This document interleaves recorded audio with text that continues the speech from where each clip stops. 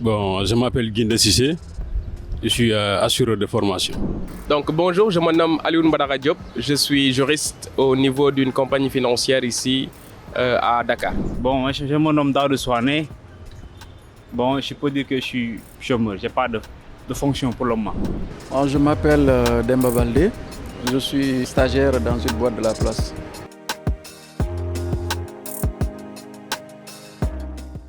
Alors, je suis un ancien de l'université Gaston Berger. J'ai eu mon bac en 2012 et c'est en l'année 2012-2013 que j'ai rejoint l'université Gaston Berger. Et c'est en 2017 que j'ai obtenu mon Master 2, en 2017, c'est ça. Bon, j'ai eu à fréquenter l'université Cheikh Anta Diop de Dakar. Bon, j'ai été à l'université, à l'UCAD, et plus précisément à la faculté des sciences juridiques et politiques. Et par la suite, j'ai fait un concours international pour entrer à l'Institut international des assurances de Yaoundé. Et là, je suis diplômé en technicien d'assurance. Ouais, j'ai fréquenté la faculté des sciences juridiques et politiques de l'université Cheikh Anta Diop de Dakar.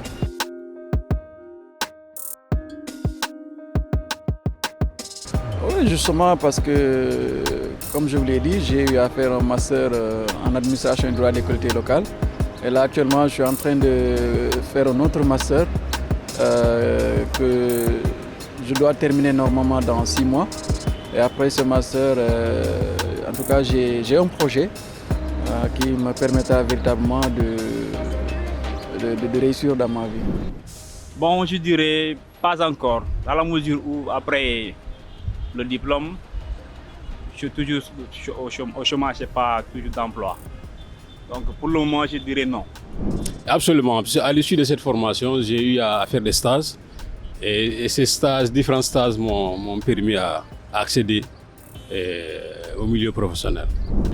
Oui, je pourrais dire, hein, parce que j'ai fait une formation en droit, j'ai eu un master en droit économique et des affaires et actuellement j'exerce la fonction de juriste au sein d'une compagnie financière, donc je peux dire oui. Les enseignements que j'y ai suivis me permettent actuellement de travailler, donc oui, ça m'a permis d'atteindre mon projet professionnel.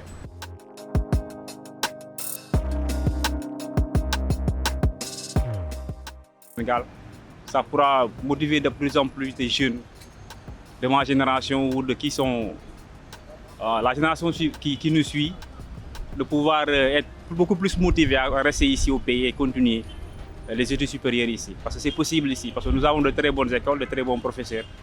Moi qui vous parle, j'ai été formé à l'université, j'étais au département d'anglais, alhamdoulilah. Il y a eu pas mal de très bons professeurs avec qui j'ai eu à côtoyer, qui m'ont formé, qui ont contribué à ma formation aujourd'hui. Même si j'avoue et je dis que je n'ai pas encore d'emploi, peut-être la chance n'est pas encore venue, mais je n'ai pas regretté mon passage à l'université Cheikh Anta Diop de Dakar. Oui, effectivement, le ministère de la formation professionnelle, comme son nom l'indique, doit donc ouvrir davantage à créer des centres de formation spécialisés. Parce qu'on a constaté qu'à l'université, c'est des formations générales. Donc, je vous l'avais dit dès l'entame de mon propos, que j'ai été à l'université. J'ai fait un master professionnel. Mais ça ne m'a pas absolument servi à rien. C'est après que j'ai fait une formation professionnelle. Donc, il faut créer des centres de formation spécialisés, donc en agriculture, en assurance, en technologie, pour faciliter l'accession des jeunes diplômés dans les milieux professionnels. Oui, il faut oser le dire. Le ministère de l'Enseignement supérieur est en train de tout faire pour véritablement aider les jeunes qui sont à l'université. Donc l'État du Sénégal aussi fait le maximum pour que les étudiants puissent réussir. Seulement, dans la mesure de parfait, il faudra encore mettre beaucoup plus de rigueur, beaucoup plus de sérénité dans les universités du Sénégal et continuer à accompagner, n'est-ce pas, l'éducation de manière générale. Parce que quoi qu'on puisse dire, il faut continuer à sensibiliser, continuer véritablement à discuter avec les acteurs de l'éducation, avec les acteurs de l'enseignement supérieur pour pouvoir trouver ensemble, n'est-ce pas, les moyens qui permettront véritablement à donner un taux de réussite important. Parce que, bon, il faudra le dire, hein, ils connaissent tous qu'est-ce qu'il faut pour véritablement accompagner l'enseignement, qu'est-ce qu'il faut il y a de la matière au niveau de l'enseignement supérieur. Les gens qui savent, qui connaissent très bien ce domaine, ils connaissent, n'est-ce pas, les solutions qu'il faudra, n'est-ce pas, apporter pour que véritablement l'enseignement supérieur puisse, n'est-ce pas, en tout cas, jaillir. Voilà. Alors, je vais faire une petite digression par rapport à cette question. Je dois préciser une chose. Il y a les études à l'université et il y a le parcours à côté qui vous permet un peu d'être opérationnel quand vous sortez.